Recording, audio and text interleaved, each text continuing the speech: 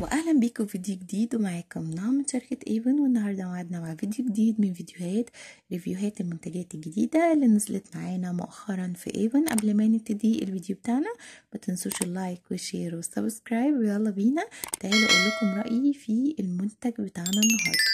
زي ما انتم شايفين النهارده هنتكلم عن الجرافيك لاينر، وده اصدار نزل معانا مؤخرا في ايفون بدرجات متنوعة ومبهرة، ولكن انا اقتنيت منه اكتر 3 درجات كانوا بالنسبة لي مفضلين ومحتاجاهم. تعالوا نعمل سواتش سوا واقول لكم رأيي ايه في الايلاينر ده بالتفصيل.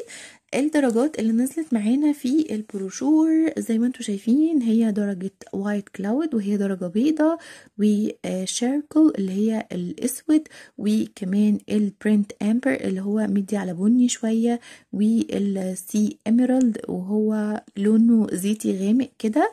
واكتر درجة بقى حبيتها هي البلو ويفز.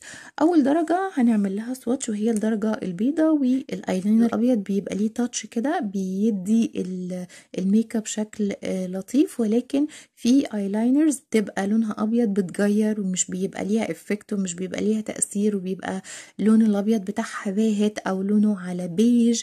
لكن الايلاينر بتاعنا النهارده لونه زي لون السحاب زي ما هما مسمينه كده، وايت كلاود.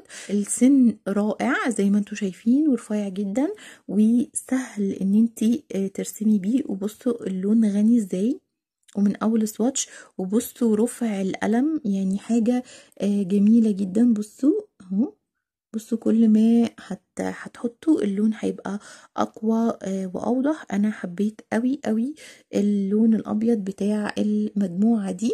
وتاني لون على طول وهو يعتبر نمبر 1 بالنسبة لي هو اللون بتاع البلو ويفز، او لون الموج. زي ما انتم شايفينه اللون ده مطرقع ومميز جدا، ما شفتهوش في اي ايلاينر قبل كده. انا دايما لما بينزل حاجة جديدة بحب اجيب الالوان المميزة في اللاين المختلفة اللي ما عنديش زيها او اللي ما شفتش زيها قبل كده، وده من الالوان اللي انا انصحكم ان انتوا تقتنوها لو انتوا شخصيات جريئة. يعني هو لون جريء قوي. اللون حبيته بينور العين جدا. بصوا رفع السن، بصوا قد ايه الخط رفيع. انا هعمل لكم الخط اتخن شويه بس عشان تشوفوا درجه اللون، لكن انا بوريكم بصوا قد ايه رفيع، يعني بصوا الرفع. وطبعا ده مش محتاج حد بروفيشنال عشان خاطر يرسم الايلاينر. يعني هو اي حد لسه حتى بيتعلم رسم الايلاينر هيبقى بالنسبه له الموضوع سهل وبسيط، لان اولا القلم مش بيقطع، اللون قوي وغني، سهل الرسم. حتى في ايلاينرز كده على الميك اب لما بتحطي كونسيلر وتحطي باودر يقطع ولونه يختلف، لا ده رسمتيه على العين دايركت هماشي. حطيتي فول ميك اب ورسمتي الفول ميك اب برضو اداؤه مش هيختلف. فحبيت حبيت حبيت حبيت حبيت قوي الدرجة دي. الدرجة اللي بصراحة كنت متوقعة ان هي افتح من كده سنة وهي طلعت غامقة، هي الدرجة بتاعة السي اميرالد. كنت متوقعة ان هي اخضر افتح من كده شوية، بس جت غامقة وعلى العين مش بتبين قوي ان هي اخضر. تعالوا نعمل سواتش. هعمل كالعادة الخط الرفيع اللي يبين لكم قد ايه الايلاينر بيرسم رفيع، وبعد كده هبين لكم اللون نفسه شكله ايه. بصوا دي درجة اللون. طبعا هي مش باينه، يعني يمكن باينه لكم على الكاميرا ان هي اسود، اصلا مش باينه طبعا ان هي اخضر خالص لان هي درجه غامقه. فاللي بيحب الدرجات الغامقة بس عايز يخرج بره اطار الاسود هيبقى اختيار مفضل ليه. لكن انا بالنسبة لي كنت حابة ان هي تبقى لون افتح من كده، مكنتش حابة ان هي تبقى درجة غامقة. انا هحاول اجيبها لكم بكل الزوايا عشان تشوفوها، ولكن هي درجة غامقة بحت فعليا. يعني لو حاطه بقى مكياج زيتي او لون اخضر غامق تخدميها ويمكن تبان ويمكن لا. انا على العين بصراحه ما بتبانش قوي ان هي اخضر للامانه يعني.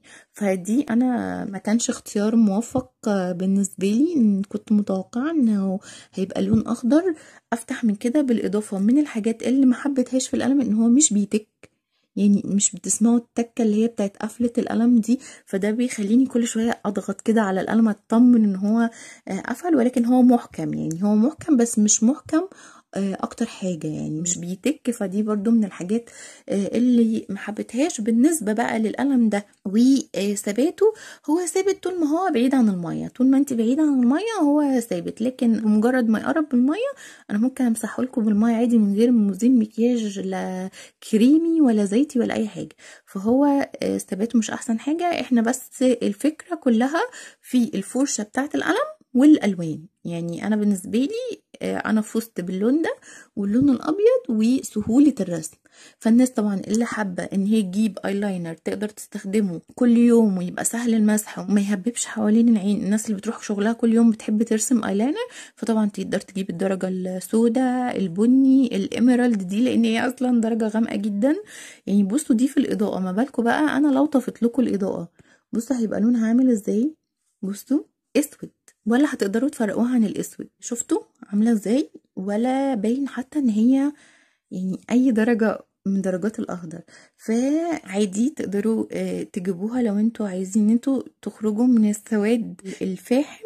لكن غير كده بصراحة انا يعني الناس اللي بتحب درجات الفاتحة زيي مش هتميل ليها، لكن الناس اللي بتحب درجات الغامقة هتحب اكيد الاسود والبني والاميرالد. ده كده كان رأيي في جرافيك لاينر بتاعنا النهاردة، ودي الدرجات اللي انا اقتنيتها. ملخص الريفيو: مميزاته ان هو سهل الرسم، الوانه بيجمنتد جدا وغنيه وواضحه، الفرشه بتاعته سهله او الريشه بتاعته سهله، لكن مش محكم الغلق بالنسبه لي. يعني الحته دي مضايقاني جدا.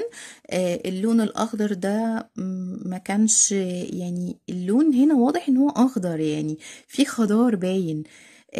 يعني ده افتح من الكتالوج وده اغمق من الكتالوج. والوايت طبعا وايت ما فيهوش كلام. انا اكتر حاجه عجباني قوه شهقان اللون الابيض، يعني اللون الابيض لون شاهق كده، لون نظيف نقي.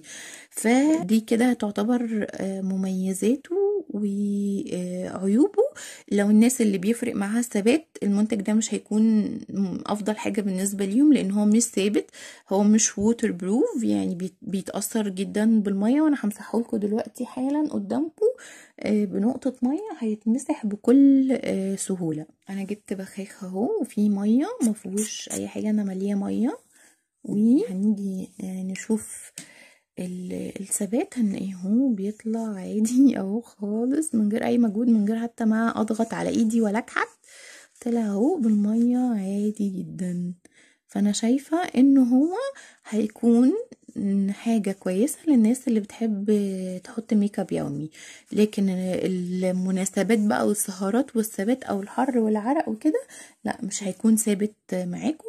بس انا بالنسبة لي المنتج اللي سهل ان هو يتشال ده انا منتج مريح بالنسبة لي. ما بحبش المنتجات اللي هي بتقفش قوي دي، غير لو انا محتاجاها. يعني انا عايزة حاجة ثابتة عشان مناسبة، عشان عندي ايفنت، عشان عندي عيد ميلاد، فرح، هنزل المية ومش عايزاها تتأثر بالمية. غير كده انا بستخدم المنتجات اللي مش ووتر بروف، وبالنسبة لي بتبقى حاجة لطيفة جدا، خصوصا في الشتاء. في الشتاء احنا كده كده ما بنعرقش، مش بنحتاج المنتجات اللي هي بتبقى ووتر بروف، غير لو عندنا زي ما انا قلت لكم كده مناسبة او حدث مهم عايزين المكياج يتحط ما يتشالش. غير كده هو استخدامه آمن، درجاته لطيفة، وتقدروا تجربوه، هيكون اختيار موفق باذن الله. طبعا انتوا لو عملتوا العضويه في ايفون اكيد مش هتاخدوه بالسعر ده، هتاخدوا عليه خصم، لان اعضاء ايفون بياخدوا خصم على اسعار البروشور. كمان بيستفيدوا من عروض مجله الاعضاء اللي هي بتكون باسعار مخفضه، والعروض الداخليه برضو اللي هي بتكون اسعارها مميزه حبتين كده عن سعر البروشور. وكمان سعر شحن بيكون مناسب وبيقل كل ما بتعملي اوردرات كتير. واي حد طبعا عايز يعمل معانا العضويه في ايفن يكلمني على الرقم الموجود على شاشه على الواتساب. اما لو حابه ان انت تطلبيه من عندي من على الجروب، فلينك الجروب في اول تعليق مثبت، وكمان في صندوق الوصف واسمه هينزل لكم هنا على السكرين. تقدري تخشي تطلبيه وتطلبي اي منتج متاح في البروشور معانا، وكمان تستفيدي من العروض الفوري اللي موجوده على الجروب باسعار حلوه جدا. ده كان الريفيو بتاعنا النهارده. النهارده. اي حد جرب اي درجه من درجات القلم يقول لي رايه تحت في التعليقات، خصوصا الدرجات اللي انا مجربتهاش، لان هي اصلا عندي سواء البني او الاسود حسيت ان هما مش هيكونوا اضافه بالنسبه لي. فمستنيه ارائكم في التعليقات، واتمنى يكون الفيديو افادكم. ما تنسوش اللايك والشير والسبسكرايب، واشوفكم في فيديوهات حلوه كتير وريفيوهات احلى على خير. باي باي.